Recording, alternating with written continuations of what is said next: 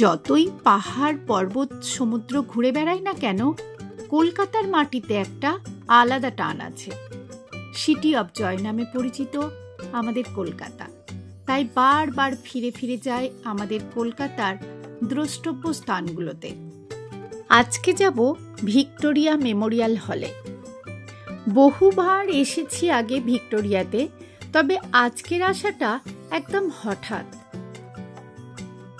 আমরা রবীন্দ্র সদন মেট্রো থেকে নেমে হাঁটতে হাঁটতে নেহেরু চিলড্রেন্স মিউজিয়াম, রোটারি সদন, বিড়লা প্ল্যানেটোরিয়ামকে বাঁদিকে রেখে রাস্তা ক্রস করে ভিক্টোরিয়ার দিকে এগোতে থাকলাম।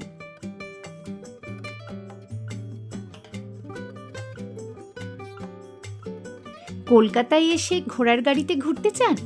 চলে আসুন ভিক্টোরিয়া মেমোরিয়ালের সামনে।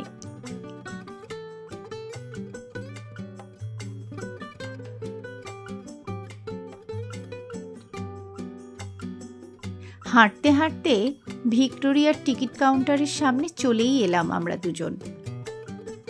আনন্দের শহরে চলে এলাম আপনাদেরও আনন্দ দিতে, সাথে থাকুন। মহারানী ভিক্টোরিয়া মারা যাওয়ার পর তার স্মৃতির উদ্দেশ্যে সাদা মার্বেল পাথরের এই ভবনটি নির্মাণ করেন লর্ড কার্জন।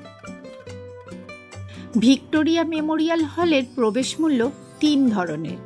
শুধু গার্ডেন এরিয়ার জন্য 30 টাকা, গার্ডেন প্লাস মিউজিয়ামের জন্য 50 টাকা, আর লাইট অ্যান্ড সাউন্ড শোয়ের জন্য 100 টাকা। এটি খোলা থাকে মঙ্গলবার থেকে রবিবার পর্যন্ত, সোমবার বন্ধ থাকে।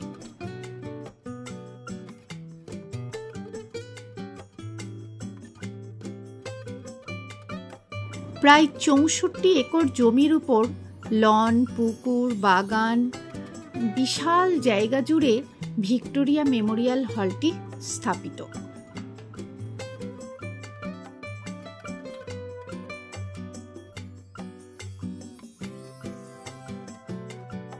এখন আর বেশি কিছু বলছি না, আপনারা নেচার এনজয় করুন।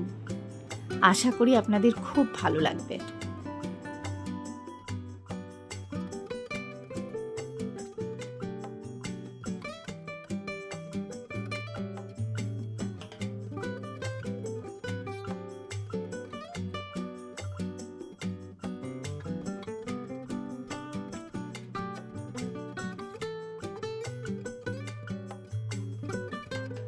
এই সময় একটা মজার ঘটনা আপনাদেরকে বলি।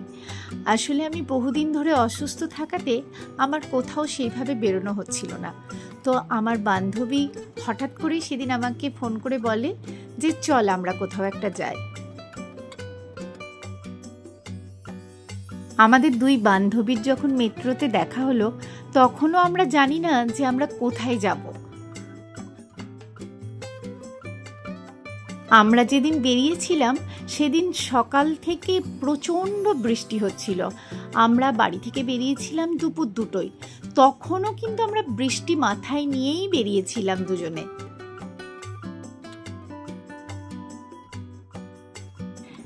সেদিন না একটা খুব মজার ব্যাপার হয়েছিল আমাদের। আমরা যেহেতু অনেক দিন পর দেখা হয়েছিল, এত এক্সাইটেড ছিলাম আমরা, এত গল্প করছিলাম, তো যে স্টপেজে আমরা নামবো ভেবেছিলাম সেখানে আমরা নামতে পারিনি। তারপর আমরা স্প্ল্যানেড মেট্রো স্টেশনে নেমে উল্টো দিকের মেট্রো ধরে ময়দানে না নেমে আবারও ভুল করে রবীন্দ্র সদনে চলে যায়। আপনাদের সাথে কি কখনো এরকম ঘটনা ঘটেছে? তাহলে আমাকে কমেন্ট করে জানাবেন।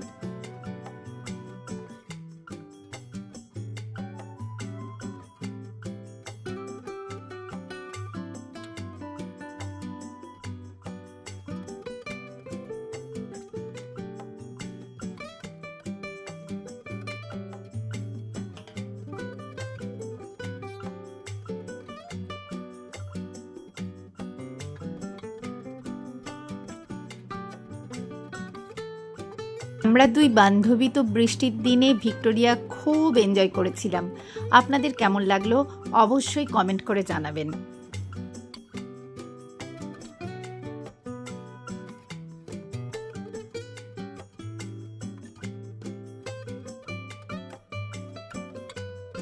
ভালো লাগলে একটা লাইক করবেন, কমেন্ট করবেন, অবশ্যই শেয়ার করবেন এবং সাবস্ক্রাইব করে পাশে থাকবেন। সবাই ভালো থাকবেন, সুস্থ থাকবেন, সবাই সবার পাশে থাকবেন। আবার দেখা হবে পরের ভিডিওতে।